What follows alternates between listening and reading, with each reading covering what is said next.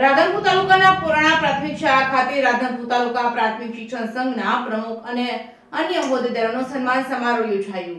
પાટણ જિલ્લાના રાધનપુર તાલુકાના પ્રાથમિક શિક્ષણ સંઘના હોદ્દેદારોનો સન્માન સમારોહ યોજાયો હતો. રાધનપુર તાલુકાના પુરાણા પ્રાથમિક શાળા ખાતે જૂના પુરાણા પ્રાથમિક શાળામાં પાટણ જિલ્લાના પ્રાથમિક શિક્ષણ સંઘ તથા પાટણ જિલ્લાના તમામ તાલુકાના નવનિયુક્ત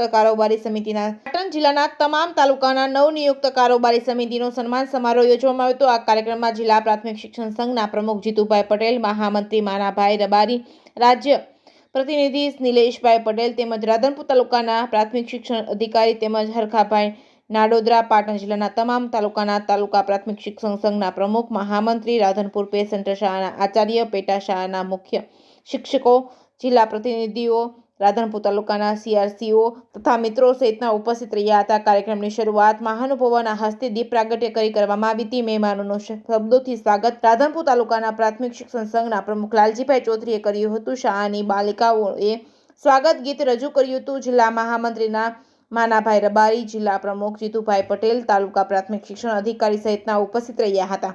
રિપોર્ટિંગ બાય મનુ ઠક્કર, રાધનપુર.